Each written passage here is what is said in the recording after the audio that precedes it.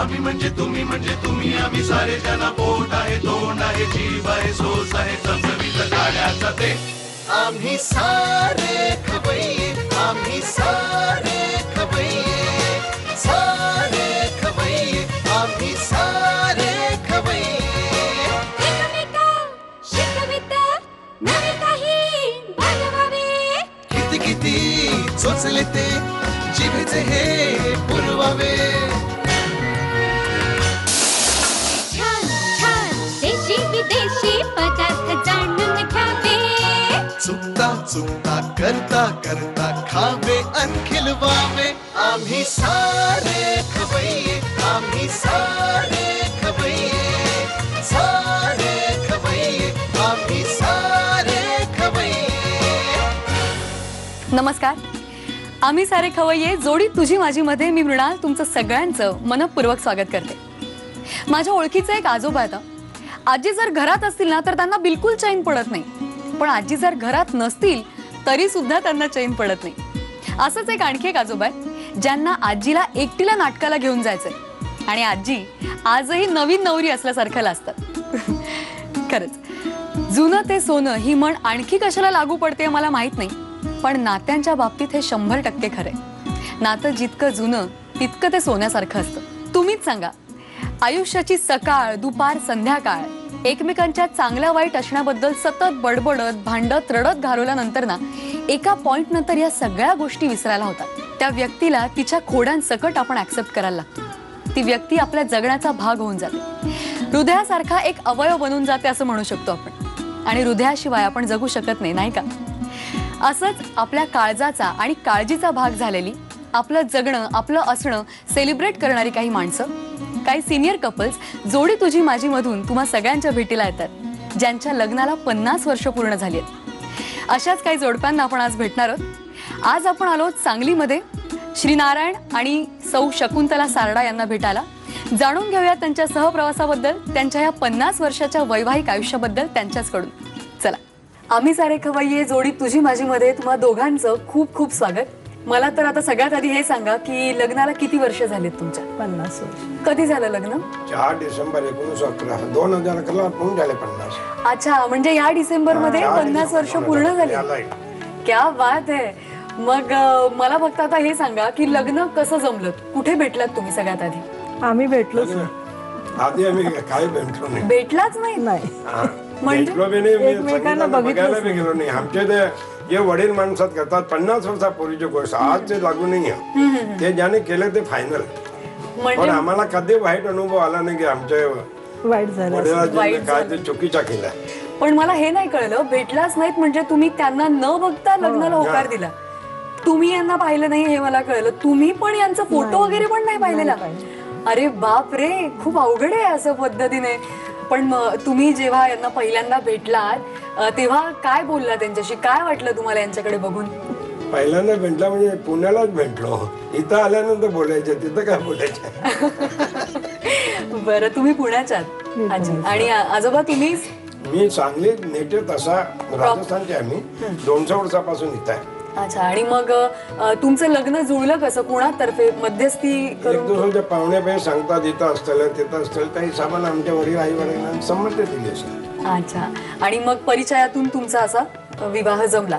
तर कसं वाटतं, एवढी 50 वर्ष झाली आहेत, काय वाटतं तुम्हाला? चांगलं वाटतंय. कशी गेली कळलंच नाही. 50 वर्ष नाही. पण मला सांगा, लग्नाचा दिवस कसा होता? कशा पद्धतीने लग्न झालं? कुठे झालं लग्न? लग्न पुण्याला झालं. पुण्याला झालं. त्यावेळेस आमच्यात बुरखा पद्धत होती. बुरखा? हो, एवढं घोंगट घ्यायची. हा, घोंगट घ्यायची. त्यामुळे त्याच्यात झालं तेव्हा जास्त काही माहितच नाही. आणि सप्तपदी हा, बाकी सगळे फेरे वगैरे झाले. आमचे महेश्वर समाजा पद्धतीप्रमाणे पण झालं. कसे होते ते दिवस तुम्ही जेव्हा लग्न करून यांच्या घरी आलात? आठवत आहे? खाण्यापिण्यात फार फरक होता. खाण्यापिण्यात फरक होता? बोलण्यात सुद्धा, म्हणजे भाषेत फरक होता. भाषेत फरक म्हणजे फार राजस्थानहून आलेले त्यांच्या भाषेत पण फार फरक होता. मी मराठी याच्यात राहिले पण माझ्या भाषेत पण फरक होता. तुम्ही मराठी म्हणजे आता पुण्यात राहिले त्यामुळे मराठीचा वावर जास्त होता ना माझा. ते पूर्ण हिंदी. मग तुम्हाला बोलताना अडचण यायची की कसं, म्हणजे तुम्ही इथे येऊन त्यांची भाषा शिकलात, तुम्हाला येत होती? अडचणचा काय भाग नाही, थोडा फरक होता भाषामध्ये, थोडा फरक, बोलण्याच्या पद्धतीमध्ये फरक होता. अडचणचा काय फरक. आणि खाण्यापिण्याच्या पद्धतीत तुम्ही म्हणाल काय फरक? सगळा फरक होता. आपण महाराष्ट्रात शेंगदाणे वगैरे खातो, तिथे अजिबात खात नाही. अजिबात नाही. धणे पावडर. अच्छा, ह्या आल्यानंतर खायला लागले. तुम्ही त्यांना काय म्हणता दंडक घातला? नाही, अजिबात नाही घातला. थोडं थोडं तेच त्यांचं शिकले. आम्ही उलट त्यांचं खाणं शिकलो, आम्ही आमचं कमीच केलं. कसं खाण्यापिण्याची पद्धत म्हणजे एक्झॅक्टली जेवणाची चव वेगळी असेल. फार मामूली पद्धत म्हणजे पोहे आहे, आमचे तर पोहे वगैरे नव्हते राजस्थानमध्ये. असा पद्धतीमध्ये काय खाण्यापिणं, भाकरी, चपाती, साग, भाजी सगळे सारखेच होते. खाण्यापिण्याबद्दल बोलतो एवढं याचं कारण असं आहे की आपला हा जो कार्यक्रम आहे तो आहे आम्ही सारे खवय्ये, ज्यात आपण रेसिपीज प्रेक्षकांना दाखवत असतो. तर मला सांगा, आज तुम्ही कोणती रेसिपी करणार आहात? पेठा भाजी आणि व्हेजिटेबल सुशला. पेठा भाजी आणि व्हेजिटेबल सुशला.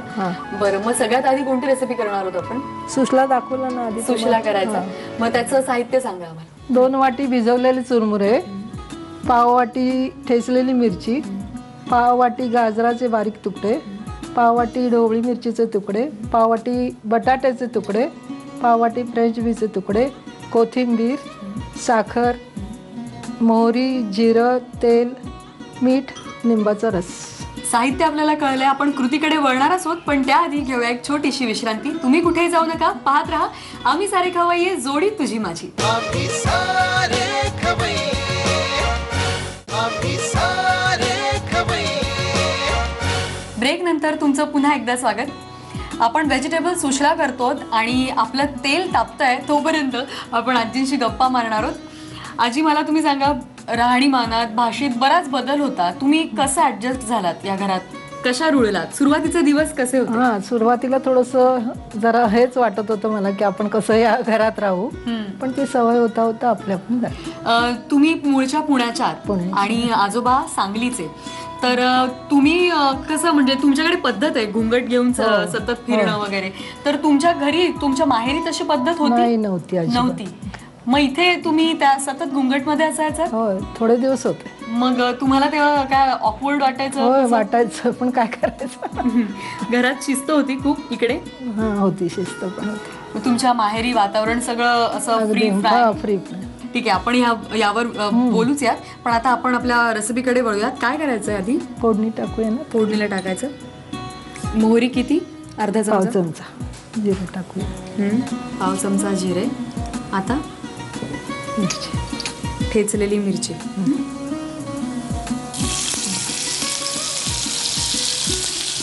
आता हे सगळं टाकते ना. गाजराचे तुकडे कमी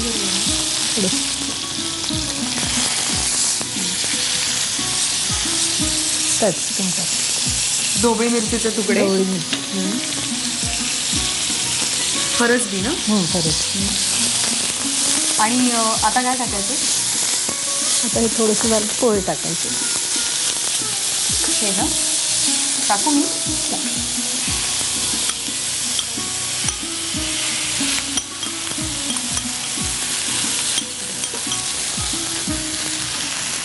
मीठ.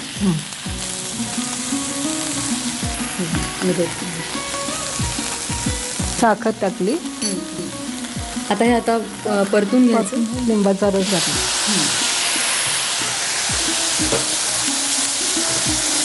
हे आता झालंय आपलं. झालं. याला फक्त काय करायला लागेल? थोडं वाफवायला लागेल की कसं? म्हणजे थोडंसं वाफवलं तरी चालेल. यात पाणी वगैरे अजिबात नाही घालायचं. थोडंसं पाण्याचं शिंतोडा लागायला लागलं. व्हेजिटेबल सुशला तयार झालाय. मला खात्री आहे तुम्हाला सुद्धा करून बघायचं असेल. त्यासाठी साहित्य आणि कृती लिहून घ्या. सुशीला बनवण्यासाठी लागणारं साहित्य: 2 वाट्या भिजवलेले चुरमुरे, ठेचलेली हिरवी मिरची, पाव वाटी गाजराचे तुकडे, पाव वाटी भोपळी मिरचीचे तुकडे, तळलेल्या बटाट्याचे तुकडे, फरसबीचे तुकडे, कोथिंबीर, साखर, मोहरी, जिरं, तेल, मीठ आणि लिंबाचा रस.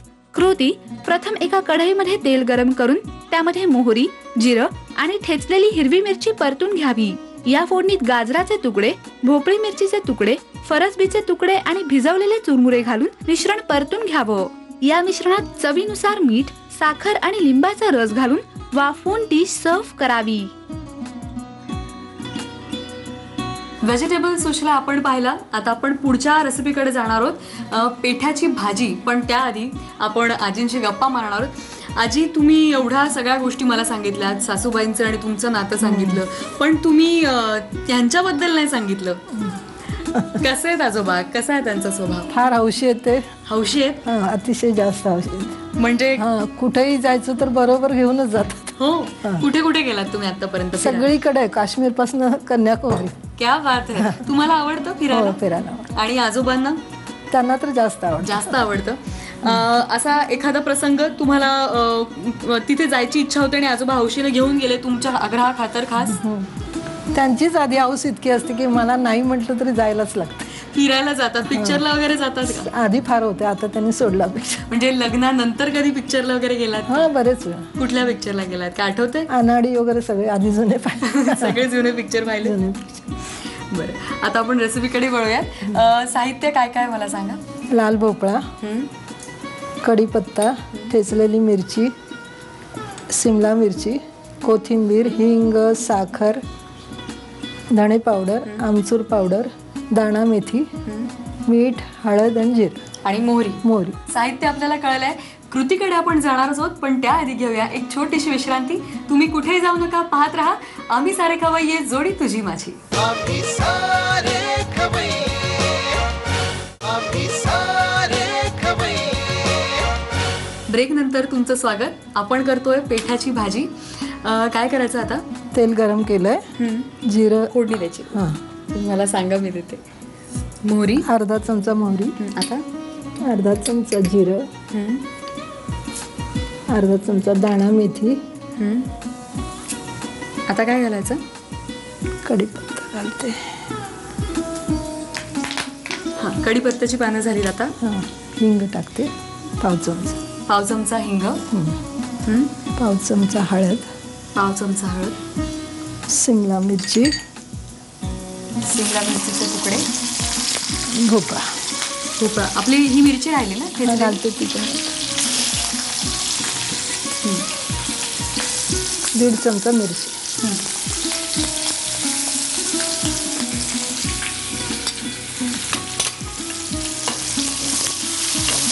हे परतवून घ्यायचं आणि मग पाणी टाकायचं. शिजण्यासाठी पाणी. एक दाणा पावडर घालते, थोडंसं परतून घालू मी. धण्याची पावडर किती? 2 चमचे. अजून घालू, साधारण 2 चमचे धण्याची पावडर. पाणी घालू, सांगा.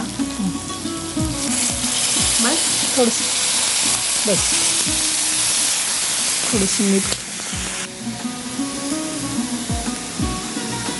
अर्धा चमचा मीठ. आणि साखर राहिली आपली. साखर नंतर घालायची. आता हे आपण शिजवणार. बरं, मला एक प्रश्न विचारायचा आहे तुम्हाला. एवढी वर्ष झाली आहेत तुमच्या ह्या सगळ्या प्रवासाला, वैवाहिक आयुष्याला, आजोबांच्या स्वभावात काय बदल झाला असं तुम्हाला वाटतं? आता पुष्कळ शांत झालेत. म्हणजे आधी थोडं चिडचिड करायचे, पण आता पुष्कळ समजून घेतात. राग येतो पण तितक्या पुरतच. आणि तुमचं कुटुंब एवढं मोठं आहे की तुमच्या, मला जेवढं माहितीये की तुमच्या मुलीला पण सून आली आहे. तर कसं वाटतं तुम्हाला? कसं नातं आहे तुमचं? चांगलं वाटतं बघा. म्हणजे कशी आहे सून? त्यांची अगदी छान. ती पण आमच्या ह्याच्यात मिक्स झाली. आणि तुमच्या नातवंडांबद्दल काय सांगाल? किती नातवंड आहेत तुम्हाला? थोरलीला 2, मधलीला 2, धाकटीला 1 मुलगा, बाकी एक मुलगा 1 मुलगी, म्हणजे 5 नातवंड. कसे खूप गोंधळ घालतात, तुमच्या मागे लागतात, त्रास देतात. आजी म्हणून तुम्ही त्यांच्याशी कसं वागता? जसं तुम्ही तुमच्या मुलांशी, तुमच्या मुलीशी वागलात तसंच आहे की नातवंडांसाठी थोडं जास्त सॉफ्ट आणि प्रेमळ वागायला लागतं? मुलांनी जेवढं ऐकलं तेवढे नातवंड नाही ऐकत. ही तक्रार आहे आजींची की नातवंड ऐकत नाही. झाली ना आपली पेठा भाजी. पण मला हे नाही कळलं, भाजी तर झाली आहे पण ती खायची कशा बरोबर? खस्ता पुरी बरोबर. हा एक तुमच्याकडचा प्रकार आहे पुरीतला. तर पेठा भाजी तयार झाली आहे. आय एम शुअर तुम्हाला करून बघायची असेल. साहित्य आणि कृती लिहून घ्या. पेठा भाजी बनवण्यासाठी लागणारं साहित्य: भोपळ्याचे तुकडे, कढीपत्ता, हिरवी मिरची, भोपळी मिरची, कोथिंबीर, मोहरी, मेथीचे दाणे, हिंग, साखर, धणे पावडर, आमचूर पावडर, मीठ, हळद आणि जिरं. कृती: प्रथम एका कढईमध्ये तेल गरम करून त्यामध्ये अर्धा चमचा मोहरी, अर्धा चमचा जिरं, अर्धा चमचा मेथी दाणे आणि कढीपत्ता घालून कडकडीत फोडणी करावी. त्यामध्ये हिंग, हळद, भोपळी मिरचीचे तुकडे, हिरवी मिरची आणि भोपळ्याचे तुकडे घालून भाजी परतून घ्यावी. या भाजीमध्ये 2 चमचे धणे पावडर, पाणी, अर्धा चमचा मीठ, अर्धा चमचा आमचूर पावडर आणि कोथिंबीर घालून वाफेवर शिजवून पेठा भाजी सर्व्ह करावी. व्हेजिटेबल सुशला आणि पेठा भाजी या दोन्ही डिशेस तयार आहेत. आपल्या प्रथेप्रमाणे आपण त्या टेस्ट करून बघणार आहोत. पण मी आजींना रिक्वेस्ट करते की त्यांनी आजोबांना भरवायचे आणि त्यांच्याचकडून जाणून घ्यायचे कशी झाली.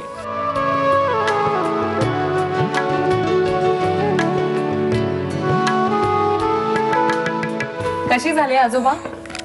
टेस्टी भी और खट्टा मीठा. टेस्टी भी और खट्टा मीठा भी है.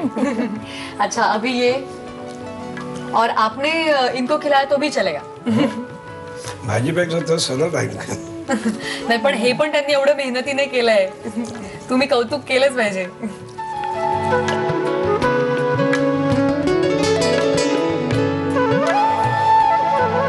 कशी झाली भाजी आणि पुरी? टेस्टी आहे. टेस्टी आहे. मला आता सांगा की तुम्ही जसं आता 50 वर्ष एकत्र आहात, एवढा काळ तुम्ही एकत्र घालवलाय, एवढा सहवास एकमेकांचा आहे तुम्हाला, कसं वाटतंय? काय बदल आहे तेव्हाच्या काळात आत्ताच्या काळात? काय वाटतंय? बदल तर सर्वात दिवस झाला आत्ताच्या काळात. पूर्वीच्या काळात ते समजा स्टार्टिंग होता, जवानी होता, मी स्वतः व्यापार करत होतो. आता सुनबाई वगैरे आली आहे, ते घरात काम करतात, पोरं असतात. बदल तर फार झालेला आहे. लेकिन आमच्या जीवनात काय बदल नाही आहे. आमच्या ज्या रेग्युलर जीवनात ते तसंच चाललंय. आणि आजी, तुम्ही काय सांगाल की एवढं मोठं घर आहे, तुम्हाला पण सुना आल्यात, त्यांनाही मुलं झाली आहेत, म्हणजे उद्या आता त्यांची एक वेगळी पिढी आहे, तर तुम्ही काय सांगाल? मला चांगलं वाटतंय, मुलं ऍडजस्ट करून घेतात. म्हणजे पण खूप फरक पडला असं नाही वाटत? तुम्ही ज्या ऍडजस्टमेंट केल्या, तुम्ही ज्या खस्ता खाल्ल्या, तुम्ही जी मेहनत केली, तीच पुढच्या पिढीने करावी किंवा पुढची पिढी थोडीशी फास्ट आहे, कसं काय वाटतं? आम्ही पण ऍडजस्ट करतो, त्या पण थोडं करू. जनरेशन गॅप ऍडजस्ट करायला पाहिजे. त्याच्याशिवाय आपण आनंदी होणार. आम्ही बी सुखी, ते बी सुखी. खूप खूप छान वाटलं तुम्हाला दोघांशी बोलून. तुम्ही आम्हाला खूप छान अनुभव शेअर केले. आमच्या सगळ्यांसाठी खूप मोठी गोष्ट आहे, आम्हाला खूप शिकण्यासारखं आहे यातून. तुम्ही आम्हाला वेळ दिला त्याबद्दल झी मराठी आणि आम्ही सारे खवय्ये तर्फे तुम्हाला एक छोटीशी भेट असतो. ठीक आहे, धन्यवाद. थँक्यू. खरंच आजी आजोबांकडून खूप शिकण्यासारखं होतं. खूप गोष्टी त्यांनी शेअर केल्यात. मला असं वाटतं की ह्या गोष्टी तुम्हाला, म्हणजे तुमच्या माझ्यासारख्या मुला मुलींना नक्कीच कामी येतील. आमचा आजचा हा एपिसोड तुम्हाला कसा वाटला, या रेसिपीज तुम्हाला कशा वाटल्या हे आम्हाला नक्की कळवा. आणि त्यासाठी आमचा पत्ता लिहून घ्या. आम्ही सारे खवय्ये, Zee Marathi, post bag number 1, Andheri पूर्व, मुंबई 99, भारत TVC, झी मराठी @znetwork.com. आजी आजोबा, खूप खूप छान वाटलं तुम्हा दोघांशी गप्पा मारून. आणि तुम्ही एवढे सगळे छान छान अनुभव माझ्याशी शेअर केलेत त्याबद्दल तुम्हा दोघांचे मनापासून आभार. Thank you so much. Zee Marathi असे वेगवेगळे उपक्रम, वेगवेगळ्या विषयांवर आधारित, वेगवेगळ्या नातेसंबंधांवर आधारित मालिका आपल्यासमोर सतत घेऊन येत असते. अशीच एक नवीन मालिका आपल्यासमोर येते, जिचं नाव आहे एका लग्नाची दुसरी गोष्ट, ज्याचं दिग्दर्शन करतात सतीश राजवाडे आणि ज्यात भूमिका करतात मुक्ता बर्वे आणि स्वप्नील जोशी. मला माहितीये तुम्हाला उत्सुकता आहे बघण्याची, तेव्हा पाहायला विसरू नका लवकरच एका लग्नाची दुसरी गोष्ट. आयडिया सारेगामापचं नवीन पर्व झी मराठी तुम्हा सगळ्यांसाठी पुन्हा एकदा घेऊन येते.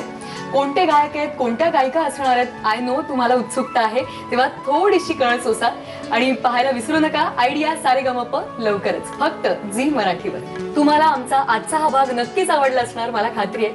असेच छान छान एपिसोड्स आम्ही तुमच्यासाठी घेऊन येणार आहोत. त्यासाठी पाहायला विसरू नका आम्ही सारे खवय्ये, जोडी तुझी माझी. नव्या नव्या चवी ढवी विचल्या ह्या तुम्हासाठी. तर तुम्ही काय रेसिपी करणार आहात? कोणती रेसिपी तुम्ही आता दाखवणार आहात? मी मसाला भाकरी दाखवणार आहे. मसाला भाकरी आजोबांच्या आवडीची आहे? हो, आवडते, खूप आवडते आजोबांना. आणि चित्रान्ना भात, कानडी भात आहे, चित्रान्ना म्हणून तो दाखवणार. आणि भोपळ्याची गोड पराठा.